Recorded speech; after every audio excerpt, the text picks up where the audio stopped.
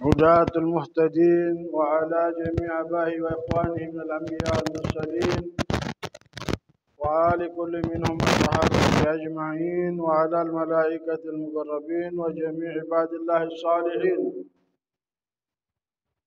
وعلينا معهم وفيهم برحمتك يا أرحم الراحمين. سبحانك لا علم لنا إلا ما علمتنا إنك أنت العليم الحكيم. رب اشرح لي صدري ويسر لي أمري واحلل عقدة من لساني يفقهوا قولي آمين يا رب العالمين. Alhamdulillah, kita kembali bisa meneruskan ta'lim kita di malam hari ini berkat rahmat taufik hidayah Allah Subhanahu wa taala, sehingga kita semua dimudahkan untuk hadir dan duduk untuk menambah pemahaman kita tentang ajaran agama kita dan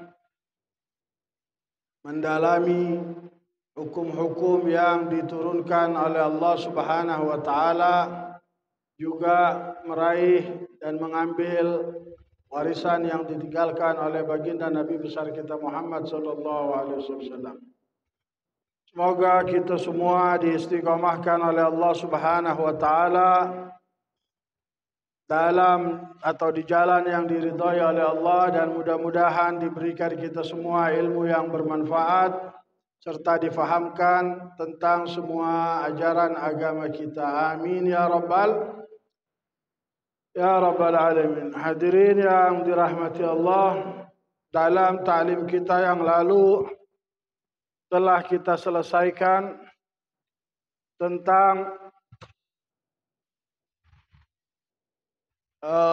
puasa, di mana di akhir dari kitab tentang puasa disebutkan oleh musannif tentang kafarah, juga fidyah, juga kewajiban qada dan hal-hal yang lainnya,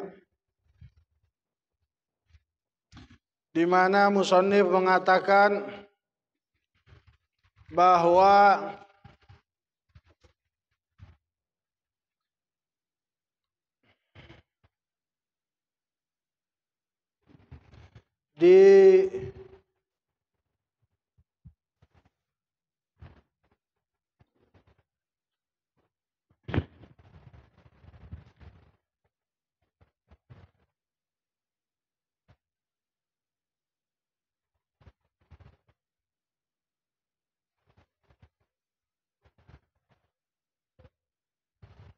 dibolehkan bagi orang yang tidak mampu untuk berpuasa dan dia membatalkan puasanya agar menggantinya dengan, atau untuk menggantinya dengan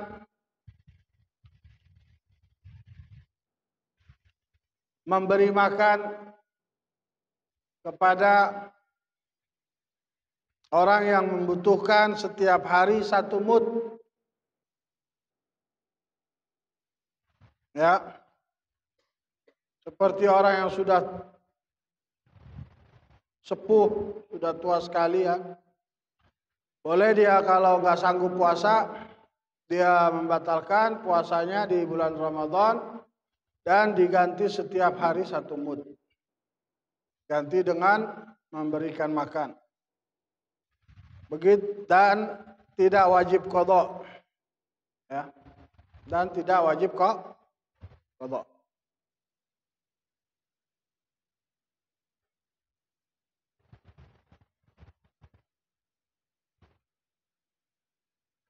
Karena Allah Subhanahu wa taala mengatakan wa 'alal ladzina yutiqunahu fidyatun ta'amu miskin. Dan atas mereka yang tidak mampu untuk melakukannya, puasa maksudnya, maka fidyah, menggantinya dengan mengeluarkan fidyah ta'amu miskin, memberikan makan kepada orang miskin 1 hari 1 mud. Kalau 2 hari 2 mud dan begitu seterusnya. Tiap hari yang dia tinggalkan diganti 1 mud. Gitu juga buat orang yang hamil dan menyusui. Kemarin sudah kita sebutkan, kalau kedua orang itu hamil dan menyusui, kalau dia takut atas dirinya sendiri atau dia takut atas dirinya dan bayinya, maka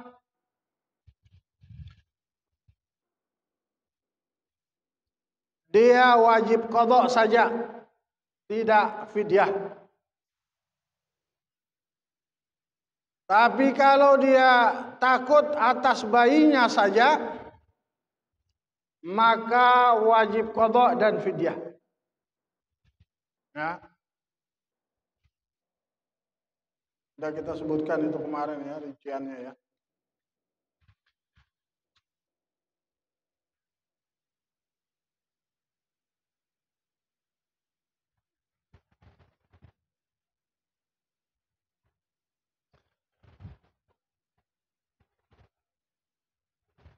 Kemudian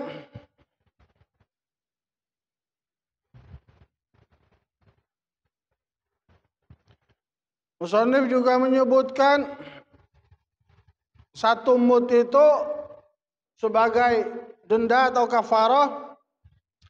Ukurannya kemarin sudah kita sebut ya, sekitar tidak sampai 1 kilo ya. 6 on ya kemarin kalau nggak salah ya. Dan buat orang yang sakit dan musafir, dia boleh membatalkan puasanya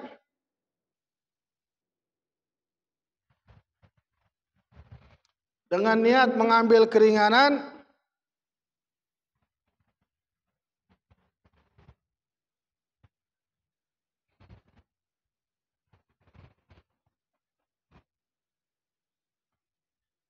karena Allah Subhanahu wa taala mengatakan, "Faman kana minkum maridan aw ala safarin fa iddatun min ayyamin ukhra." Maka siapa di antara mereka yang sakit atau dalam perjalanan kemudian membatalkan puasanya, fa iddatun min ayyamin ukhra, maka dihitung di hari yang lain, diganti di hari yang lain maksudnya. Dan sakit yang dibolehkan untuk membatalkan puasa haruslah sakit yang kesulitan untuk dia berpuasa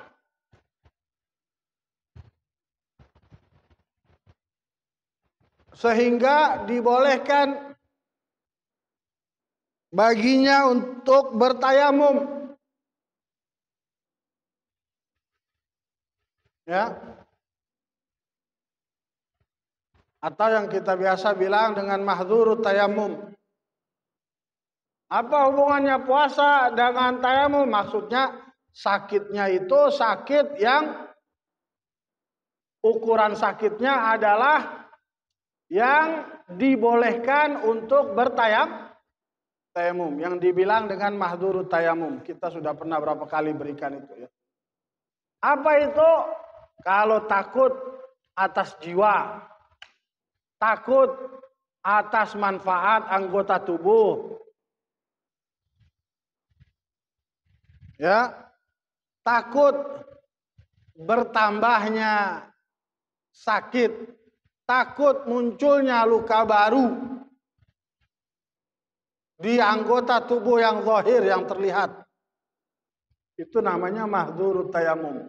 Sakit-sakit yang seperti itulah yang dibolehkan untuk membatalkan puasa. Ya. Jadi bukan sembarang sakit.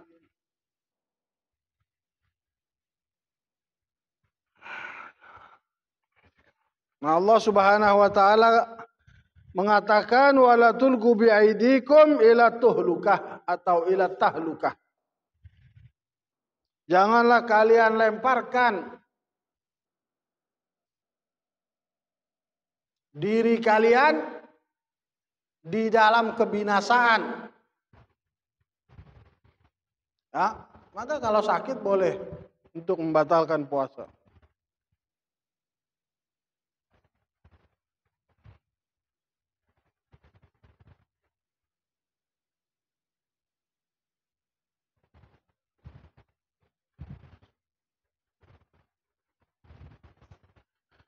Kemudian kalau sakitnya itu sepanjang waktu, sepanjang hari, ya dari malam sampai pagi sampai malam lagi, maka dia boleh nggak niat.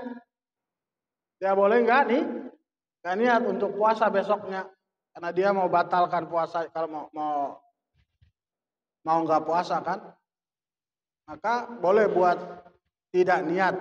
Kalau sakitnya itu mutbikon artinya sepanjang hari, sepanjang waktu. Tapi kalau sakitnya itu on off, ya, nanti sakit, nanti enggak, nanti sakit, nanti enggak, nanti sakit, nanti enggak, nah, itu namanya on off. Maka sakit yang begitu, kalau seperti apa? Demam, misalkan demam. Ya. Kalau demamnya itu sepanjang hari, dari pagi ketemu pagi demam terus, ya. Begitu malam mau subuh, dia boleh nggak usah niat karena dia nggak mau puasa kan, karena demam.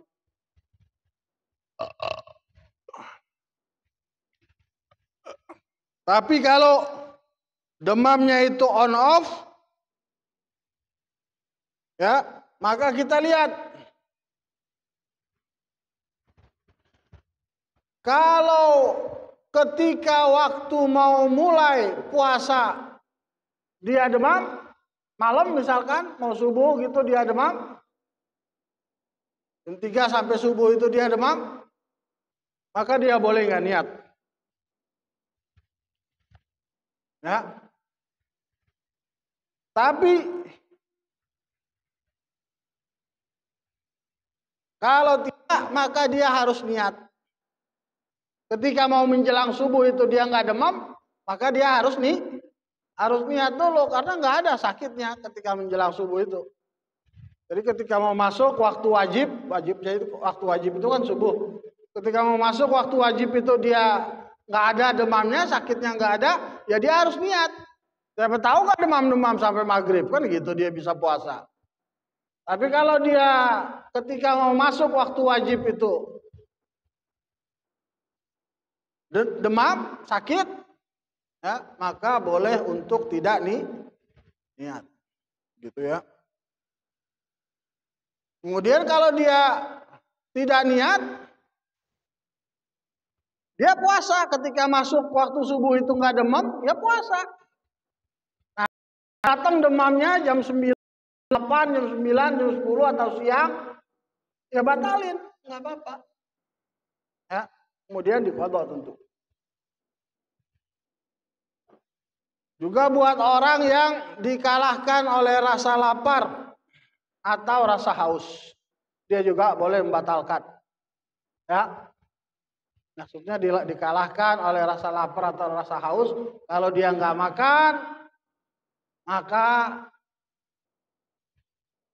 mungkin jatuh pingsan, kalah sama laparnya atau sama hausnya. Kita bilang batalin nggak apa-apa, nanti diqadha.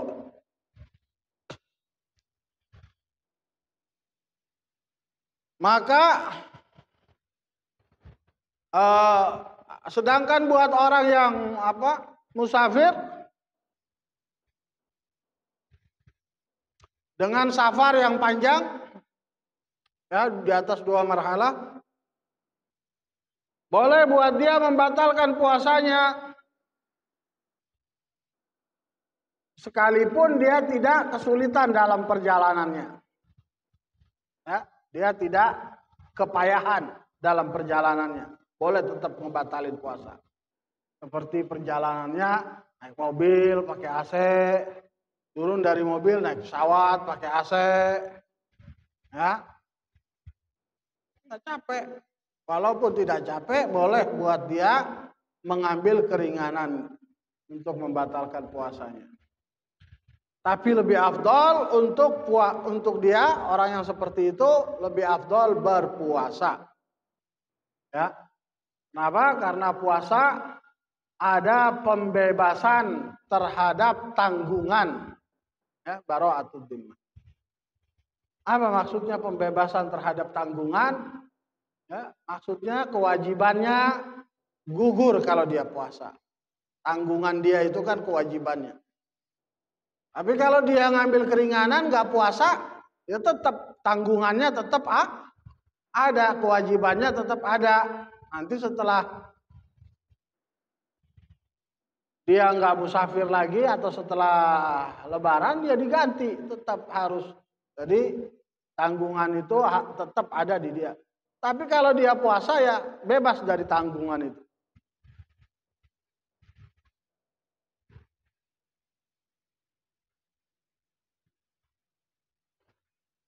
Dan juga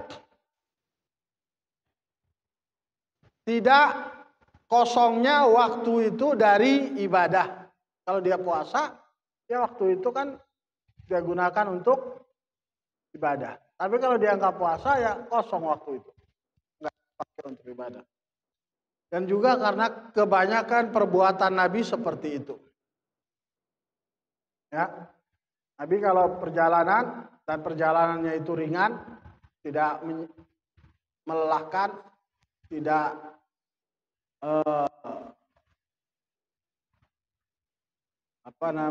menimbulkan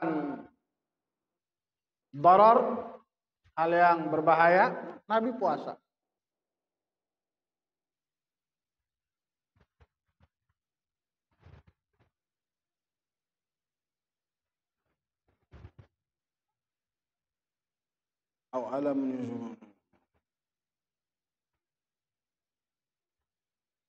Adapun kalau menimbulkan bahaya, sakit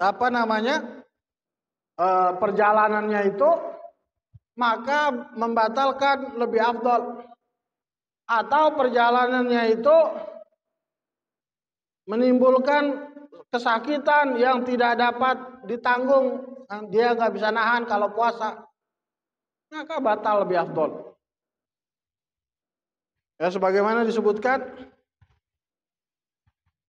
dalam hadis Sahihain bahwa Nabi SAW melihat laki-laki yang berpuasa dalam perjalanan, qad dhullila alaih. Ya.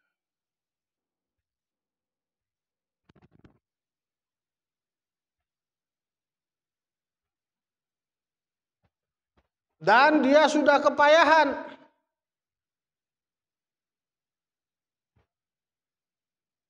Maka Nabi bilang kepada laki-laki itu, laisa minal bir an tasumu fis safar. Bukanlah merupakan kebajikan kalian berpuasa dalam perjalanan. Kata Nabi. Bukanlah merupakan kebajikan kalian puasa dalam perjalanan.